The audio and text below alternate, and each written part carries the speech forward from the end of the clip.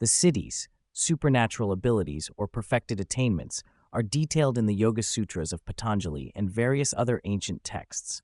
They are divided into different categories, ranging from those that enhance perception to those that grant mastery over nature and consciousness itself.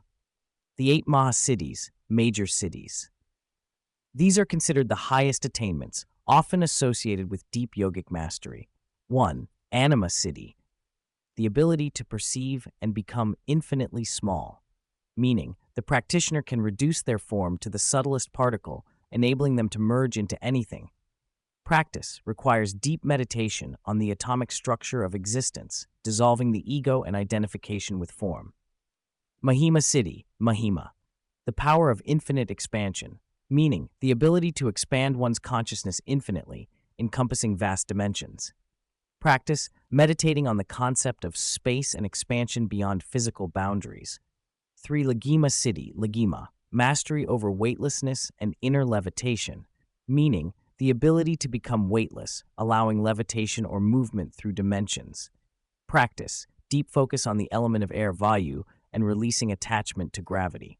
4. Prapti Siddhi, Prapti, the power to transcend time and space, meaning the ability to perceive and even access objects or events at any place or time. Practice, developing profound concentration and detachment, working with dharana, one-pointed focus on distant locations or times. 5. Prakamya Siddhi, Prakami, the realization of all desires, meaning the ability to manifest one's will in reality instantaneously. Practice, achieved by samyama, perfect concentration on one's intention, aligning completely with cosmic forces. 6. Vashitva Siddhi, Washith, mastery over the senses and desires, meaning absolute control over one's mind and senses, freeing oneself from external influences. Practice requires extensive pratyahara, withdrawal of the senses, and mastery over the nervous system. 7. Ishitva Siddhi, Ishith, the power of divine rulership and unity with the source, meaning supreme lordship over reality, representing the highest level of spiritual sovereignty. Practice, surrendering completely to universal consciousness through samadhi, complete absorption. 8. Kamavasayita Siddhi, Kamavasayita, freedom from all limitations, meaning the ability to exist beyond all laws of nature, manifesting any possibility at will. Practice requires the dissolution of the last traces of ego, reaching a state of absolute stillness and emptiness. The 10 minor siddhis, Upa-siddhis, these are powerful, but not necessarily enlightenment-related. 1. Dur-shravan, clairaudience, hearing distant sounds. 2. Dur-darshan, clairvoyance, seeing distant objects or events. 3. Manojavit, moving at the speed of thought. 4. Parakaya pravesh, entering another body. 5. Surya Vigyan, absorbing and harnessing solar energy. 6. Devanam Sakrita, the ability to interact with divine beings. 7. Mrityunjaya Siddhi, conquering death. 8. Apakaya Siddhi, becoming invisible. 9. Divya Drishti, divine vision. 10. Kaya Siddhi, immortality of the physical body.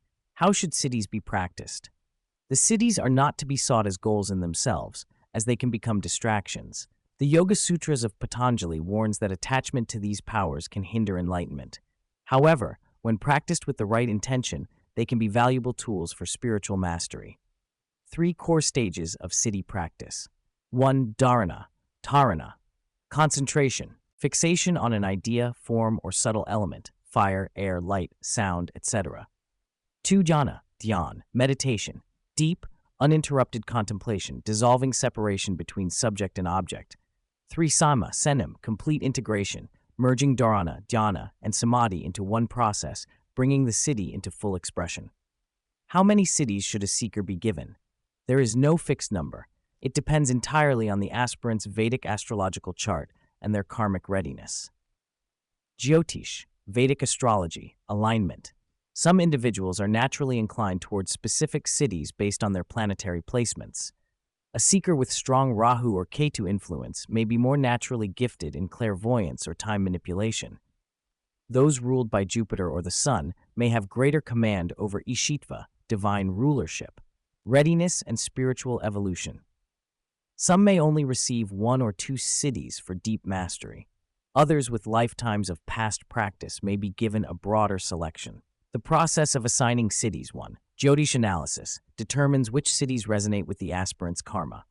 2. Mantra and meditation assignment. Each siddhi is awakened through a specific mantra, visualization, and energy practice.